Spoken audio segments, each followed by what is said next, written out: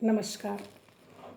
मैं डॉक्टर श्रीमती मंजू ताम्रकार, सहायक प्राध्यापक हिंदी, शासकीय काव्य उपाध्याय हीरालाल महाविद्यालय अभनपुर से। आज हम MA चतुर्थ सेमेस्टर अष्टम प्रश्न पत्र जनपदीय भाषा और साहित्य छत्तीसगढ़ी इकाई 4 में द्रुत पाठ के सम्मिलित कवि श्री कोदूराम दलित जी का परिचयात्मक अध्ययन इस विषय पर चर्चा करेंगे। साहित्यकार हरि ठाकुर जी ने अपने लेख में लिखा है कि छत्तीसगढ़ की उर्वरा माटी ने एक से एक महापुरुष, नेता और कलाकार को जन्म दिया है। एक से बढ़कर एक प्रतिभाएं आविर्भूत होती रही हैं, लेकिन दुर्भाग्य है कि इन प्रतिभाओं को हमने समुचित महत्व नहीं दिया और हम इन्हें विस्मृत करते चले जा रहे हैं। यदि ऐसा ही रहा तो हमारे पास अगली पीढ़ी को देने के लिए कुछ भी शेष नहीं बचेगा। जो क्षेत्र अपनी संस्कृति, कला, साहित्य और इतिहास को विस्मृत कर देता है, वह सदैव पिछड़ा रहता है। छत्तीसगढ़ भी इन्हीं कारणों से पिछड़ा है। छत्तीसगढ़ साहित्य का इतिहास बहुत ज़्यादा पुराना नहीं है।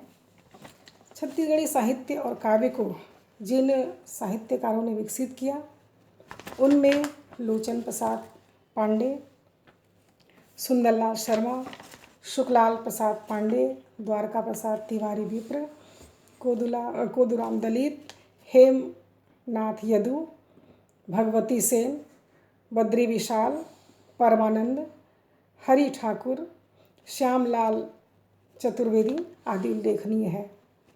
ये साहित्यकार छत्तीसगढ़ी साहित्य की नींव के पत्थर हैं।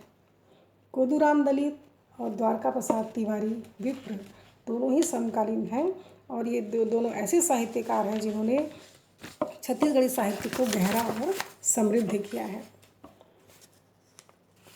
कोदूराम दलित का जन्म 5 मार्च 1910 में जिला दुर्ग के टिकरी गांव में हुआ था। गांधीवादी विचारधारा के दलित जी की रचनाओं में बात बात पर हाना का उल्लेख होता था। उनकी रचनाओं की संख्या ज़्यादा है, लगभग उनकी 800 उनकी रचनाओं की संख्या है, पर ज़्यादातर अप्रकाशित है। कवि सम्मेलन में कोदो जी अपनी हास्य व्यंग रचनाएं सुनाकर सबको बेहद हंसाते थे। उनकी रचनाओं में छत्तीसगढ़ी लोकोक्तियों का प्रयोग बड़े स्वाभाविक और सुंदर ढंग से हुआ करता था। उनकी रचनाओं के नाम इस प्रकार हैं: सियानी गोठ, कनवा संधि, अलहन, दुमितान, हमर देश, कृष्ण जन्म, बाल निबंध, कथा कहानी, छत्तीसगढ़ी शब्द भंडार और लोकोक्ति। इसके अतिरिक्त और भी उनकी रचनाएं हैं, जिसका कि नाम है धान लुवई, कवित्त, होले तिहार, बसंत बहार, सुघ्घर गांव की महिमा, चलो जेल संगवारी, तकली, धन्य बाबा गांधी, एक के महात्म, हे गजानन, अनिवार्य शिक्षा, पशुपालन, सत्याग्रह, गरीब गुहार, खादी के टोपी, कुंडलियाँ, दोहे, घाम दिन गईस आइस बरखा के दिन, गीले होंगे माटी, चिखला बनिस धूरी है, ढोलक बजाए, मस्त होके आल्हा गाय रोज। और अगली जो और रचना है, मतलब कि बाढ़िन गजब माछी, बतर कीड़ा और फाफा, भाजी टोरे बर, खेत खार और बियारा जाए। और भी उनकी बहुत सारी रचनाएं हैं जो कि छत्तीसगढ़ी में है। इसके अतिरिक्त हिंदी में भी उन्होंने रचनाएं की हैं। उन रचनाओं के नाम हैं जय हिंदी, गुरु है सकल गुणों की खान, राह उन्हीं की चलती जावे, श्रम का सूरज, रहे न कोई भूखा, गोवध बंद करो, काला, तब के नेता अब के नेता, और सिर्फ नाम ही रह जाना है। ये उनकी छत्तीसगढ़ी हिंदी में की रचनाएं हैं। दुर्ग निवासी दलित जी ने मेरा परिचय शीर्षक से अपने विषय में उन्होंने स्वयं कहा है कि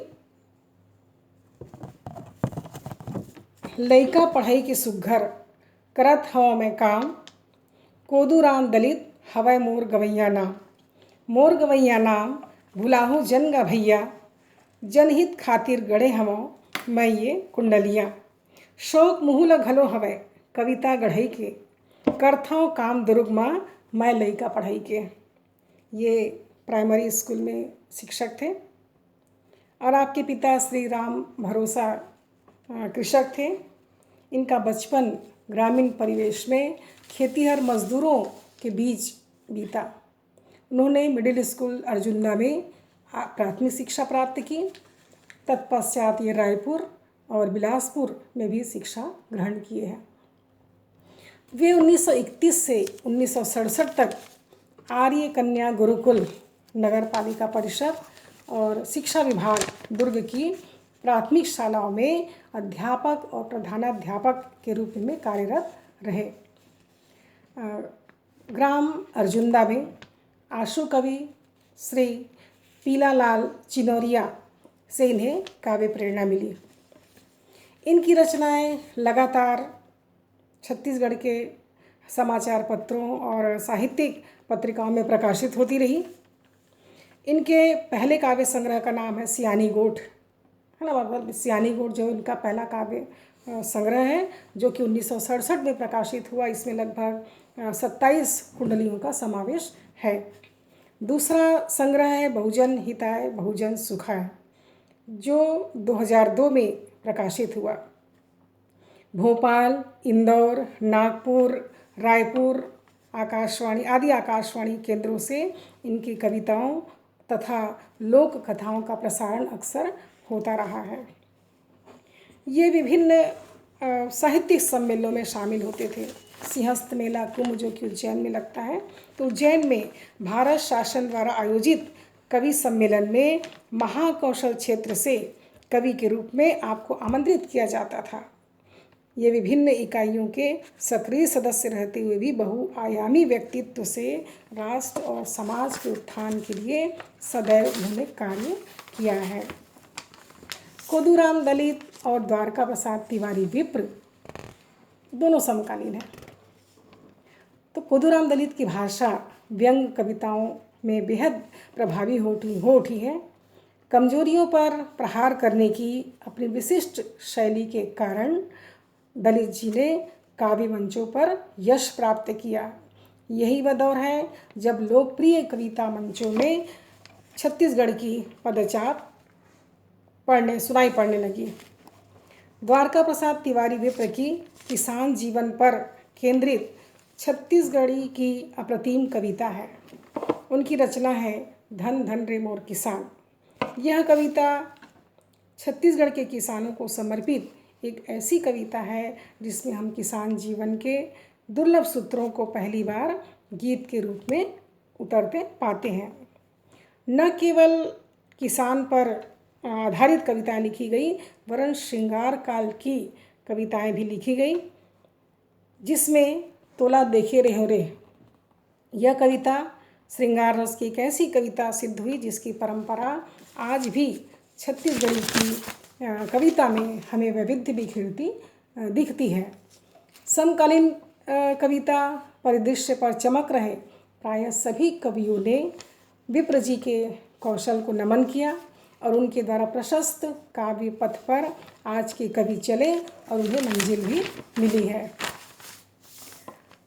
कोदूराम दलित का हिंदी और छत्तीसगढ़ी साहित्य में गद्य और पद्य दोनों पर समान अधिकार रहा है, अर्थात गद्य में भी उतनी ही पकड़ थी जितनी कि पद्य में।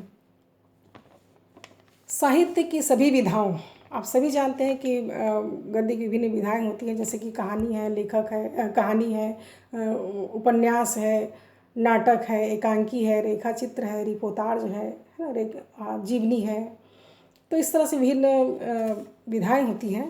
तो उन्हीं सभी विधाओं जैसे कि कविता, गीत है, कहानी, एकांकी, प्रहसन, बाल पहेली, बाल गीत, क्रिया गीत में आपने रचनाएं की हैं। दलित जी किसी क्षेत्र में बंधे हुए नहीं रहे। आपकी रचनाएं आज भी प्रासंगिक है।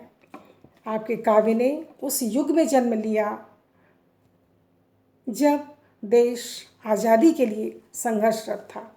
अतः आपकी इस रचनाओं में देश प्रेम, त्याग, जन जागरण, राष्ट्रीयता की भावनाएं युग अनुरूप है।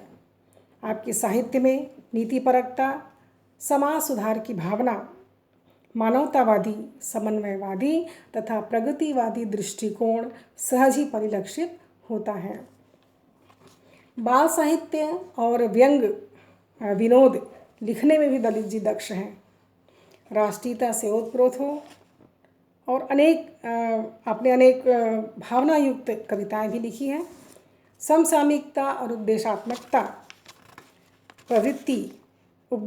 प्रवृत्ति आपकी कविता में पग पग पर दिखाई देती है। आपकी भाषा अत्यंत सरल, मुहावरेदार तथा चलती हुई भाषा है। ग्राम्य जीवन का चित्रण इनकी रचनाओं की विशेषता है।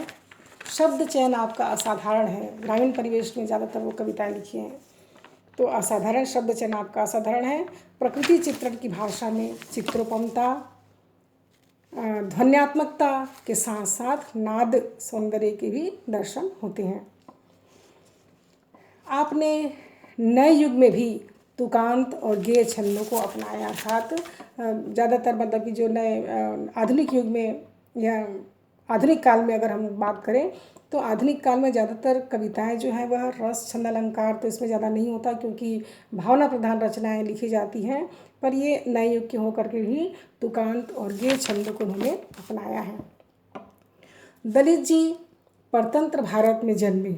उन्हें भारत की आज़ादी का जश्न देखने का अवसर लगा। उन्होंने लिखा कि आइस हमर लोकतंत्र के बड़े तिहार देवारी, है ना, आइस हमर लोकतंत्र के बड़े तिहार देवारी, ओरी ओरी दिया बार दे नूनी के महतारी।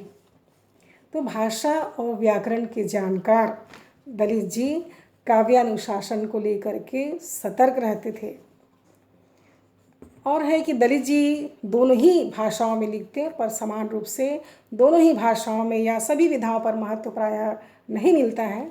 तो दलित जी भी छत्तीसगढ़ी के कवि माने जाते हैं।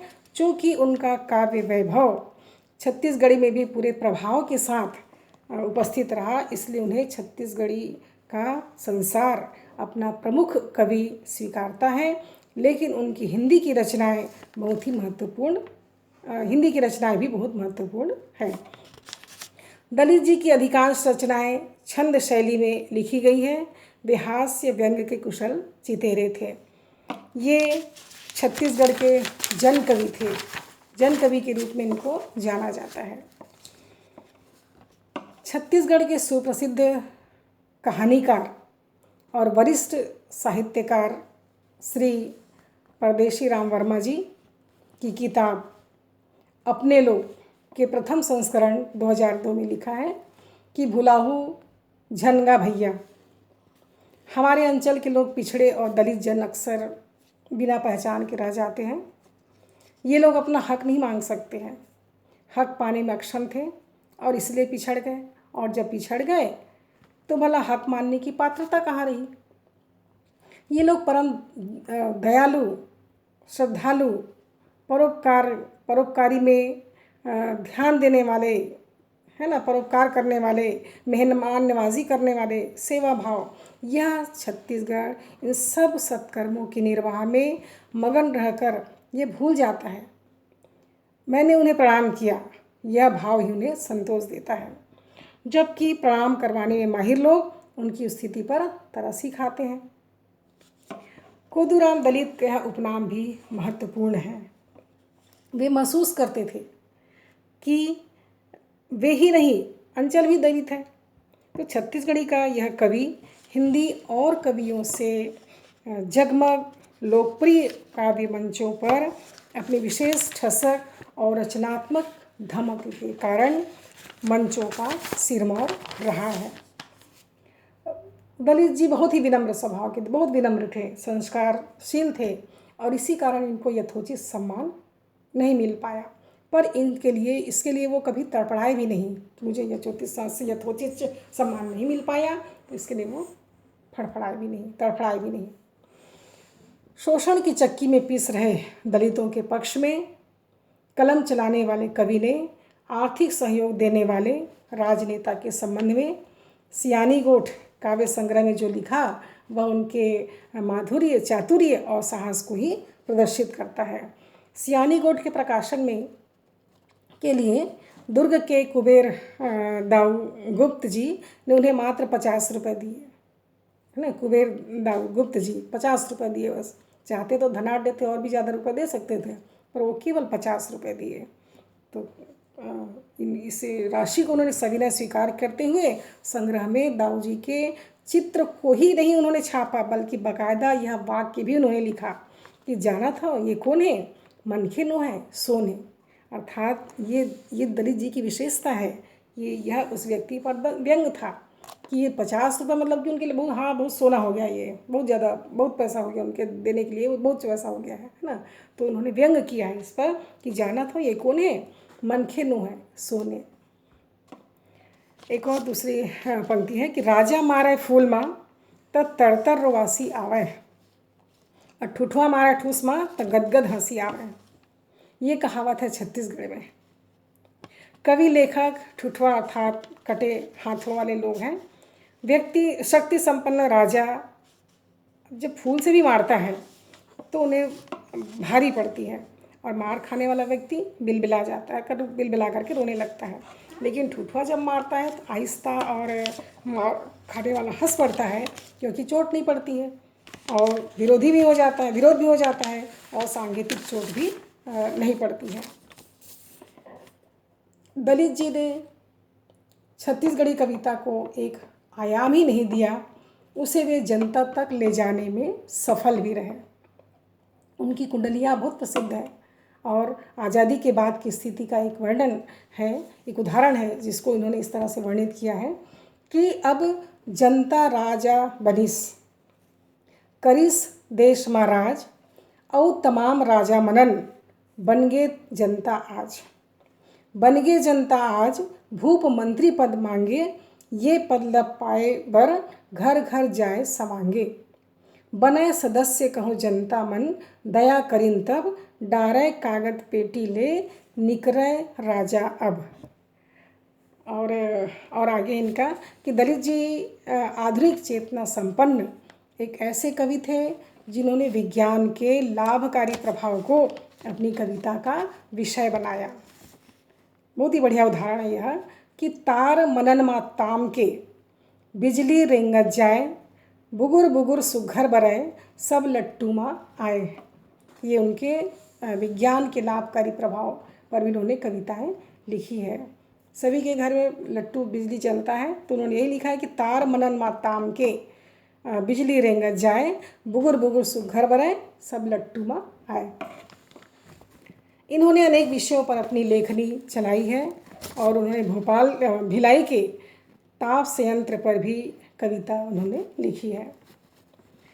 दलित जी अपने समकालीन कवियों में सर्वाधिक लोकप्रिय हैं। उनके सुयोग्य शिष्य के रूप में श्री दानेश्वर शर्मा उनकी परंपरा को और भी ज़्यादा पुख्ता कर रहे हैं। उन्होंने राउत नाच इत्यादि के लिए भी अवसर आने पर दोहों का लेखन किया। एक बहुत बढ़िया उदाहरण आप सभी जानते हैं कि राउत जो रहते हैं दिवाली के समय में ना लाठी लेकर के बहुत जोश के साथ बढ़िया वो गाते हैं, गाजा बाजे के साथ वो निकलते हैं और अपना नृत्य करते हैं, राउत नाचा जिसको कि हम कहते हैं। छत्तीसगढ़ में नाचा जो है बहुत ज़्यादा प्रसिद्ध है और ख़ास करके बिलासपुर में तो इसके लिए एक महोत्सव भी होता है, राउत नाचा का राउत महोत्सव भी होता है। तो उन्होंने लिखा है कि गांधी जी के छेरी भैया दिन भर में नरियाए रे ओखर दूध ल पी के भैया बुढ़वा जवान हो जाए रे। ये तो रहा मतलब कि उनके छत्तीसगढ़ी रचना का। पर बाल गीत का भी एक उदाहरण देखिए जी जिसको कि उन्होंने हिंदी में लिखा है। तो हम जानते हैं, हम पहले भी चर्चा कर चुके हैं कि खुदूराम दलित जी न केवल छत्तीसगढ़ी भाषा में बल्कि हिंदी भाषा में भी उनकी रचनाएं बहुत अधिक हैं। तो बाल गीत का एक उदाहरण देखिए कि उठ जाग हिंद के बालवीर, तेरा भविष्य उज्ज्वल है। उठ जाग हिंद के बालवीर, तेरा भविष्य उज्ज्वल है। मत हो अधीर, बन कर्मवीर, उठ जाग हिंद के बालवीर। एक और बहुत बढ़िया उदाहरण है उनका बाल गीत का ही कि अम्मा मेरी कर दे शादी, ऐसी जो रुला दे जल्दी, जैसी बतलाती थी दादी।